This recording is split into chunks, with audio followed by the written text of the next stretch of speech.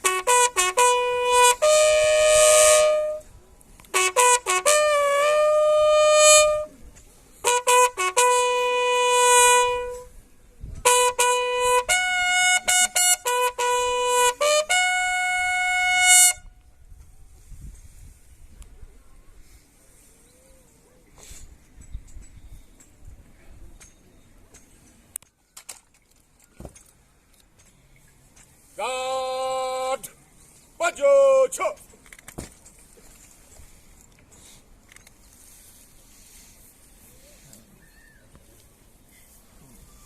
guard भर पुशा ready safety guard कंधे साथ फायर डाउन खाली कर स्कोर फायर खाली कर